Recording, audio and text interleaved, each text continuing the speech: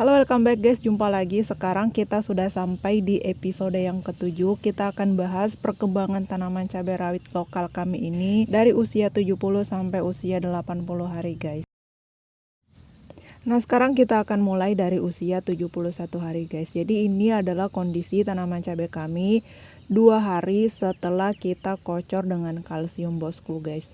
Lumayan ya perkembangannya, tanaman kami sangat terlihat sehat kali ini dibanding 2 minggu yang lalu ya. Saat itu tanaman cabai kami itu sempat terendam air selama 2 hari berturut-turut, kemudian terserang dengan busuk bakteri yang sangat parah. Waktu itu 100% dari tanaman kami ini tuh terserang penyakit busuk bakteri.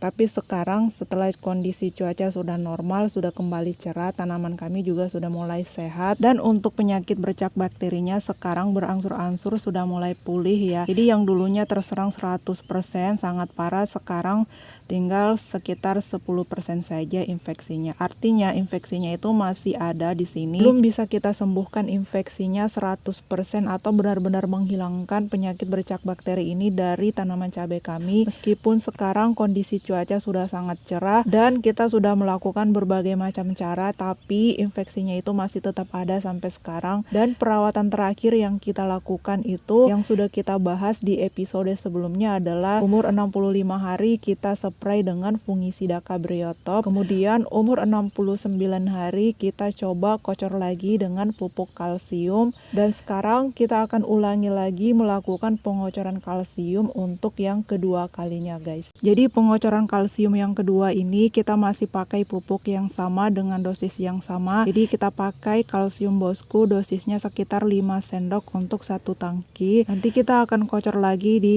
lubang tanam sekitar 200 ml per tanaman. Dan pengocoran yang kedua kali ini tuh hanya jeda 4 hari dari pengocoran kalsium yang pertama. Jedanya memang terlalu rapat guys ya. Jadi dari pengocoran yang pertama ke pengocoran yang kedua ini karena kita masih dalam proses pengobatan penyakit bercak bakteri guys. Jadi pengocoran kalsium ini tuh untuk mengobati tanaman kami yang sampai sekarang masih terinfeksi penyakit busuk bakteri.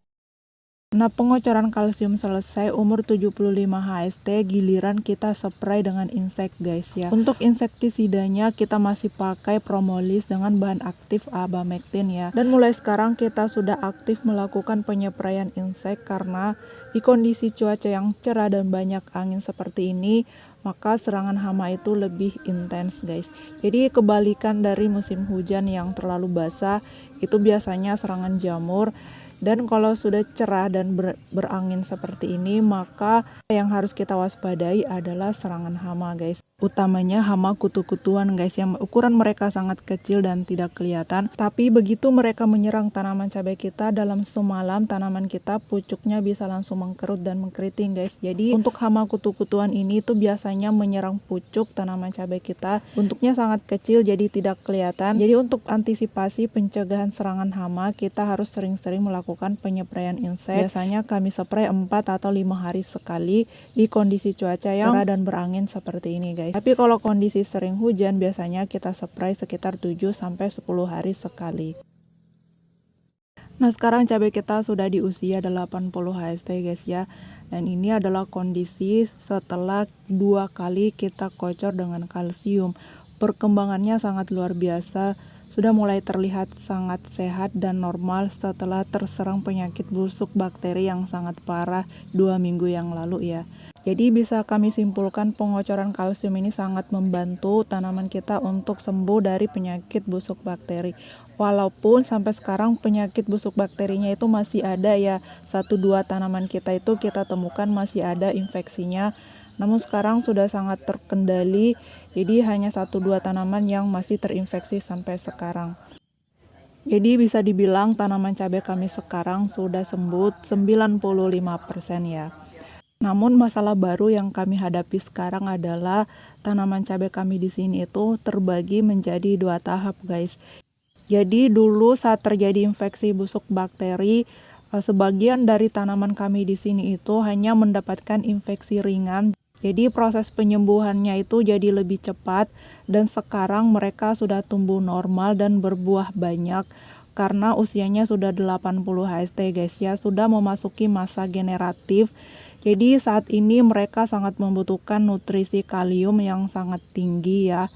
Namun sampai sekarang belum kita kocor atau belum kita spray karena sebagian lagi tanaman cabai kami yang dulu terinfeksi sangat parah sekarang masih dalam masa proses pemulihan guys ya. Dan pertumbuhannya sangat terhambat. Sekarang mereka masih dalam proses pembentukan cabang, belum berbunga.